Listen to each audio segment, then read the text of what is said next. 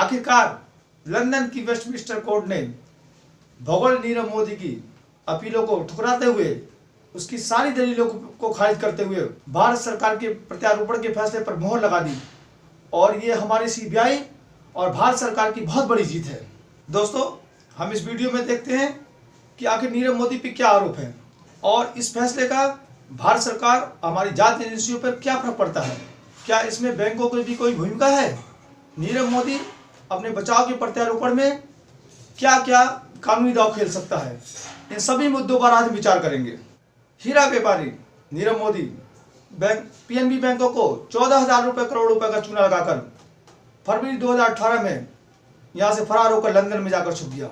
इधर सीबीआई ने जनवरी 2018 में उसके खिलाफ याचिका दायर की थी। यानी इधर सीबीआई ने केस फाइल किया, उसके 1 महीने के बाद ही ये फरार हो गया।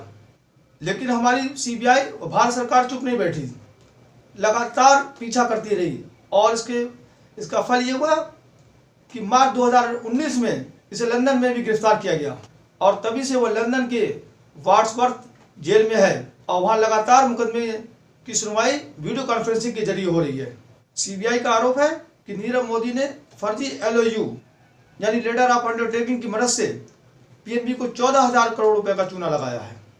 अब हमारे सामने प्रश्न ये उठता है कि इतना बड़ा घोटाला बिना बैंक अधिकारियों की मदद से कैसे हो सकता है। और ये एक बैंकिंग व्यवस्था पर और हमारे बैंक पर एक बहुत बड़ा तमाचा है और इस सिस्टम पर बहुत हंसी भी आ रही है और एक सवाल भी खड़ा हो रहा है कि आखिर LOU को जारी करने में कोई संपत्ति क्यों नहीं गिरवी रखी गई। बार बार LOU कैसे जारी होते रहे, आखिर कर्ज देने का क्या पैरामीटर अपनाया गया। आखिर 2008 से ही पीएनबी के अधिकारी कैसे फर्जी LOU जारी कर रहे थे। आखिर वो कौन लोग हैं, कौन से अधिकारी थे जो आंखें बंद करके नियमों का उल्लंघन कर रहे थे और फर्जी LOU जारी कर रहे थे।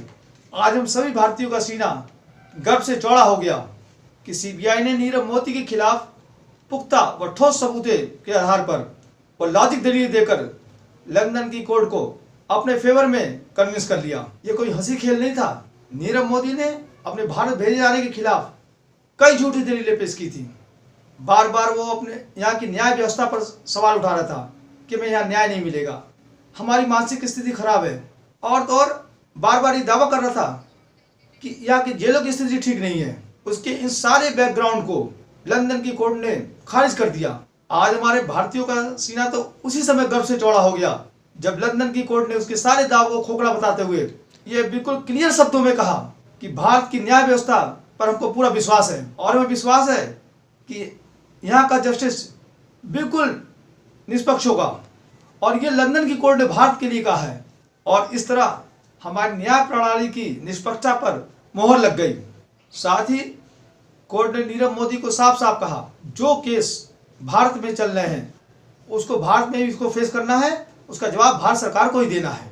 अब लंदन के कोर्ट के इस फैसले से हमारे सीबीआई और ईडी की हिम्मत बढ़ गई है और साथ ही अब जो यहाँ का पैसा लेकर बाहर भागने का सपना देख रहे हैं उन पर लगाम लगेगी। अब देखते हैं नीरव मोदी अपने प्रत्यारोपण के बचाव में क्या क्या कानूनी दाव पर खेल सकता है।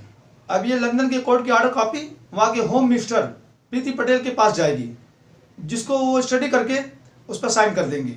अब संभावना ये जताई जा रही है दोबारा से अब संभावना ये भी जताई जा रही है कि हो सकता है नीरव मोदी कोर्ट के फैसले के खिलाफ हाई कोर्ट में अपील दायर कर सकता है। इस तरह प्रत्यारोपण का मामला और लंबा अटक सकता है। दूसरा ये भी हो सकता है कि विजय माल्या की तरह लंदन में ही अपनी सिटीजनशिप के लिए अप्लाई कर दे और वहीं रहने का विचार बना ले, तो मामला हमेशा के लिए अटक जाएगा।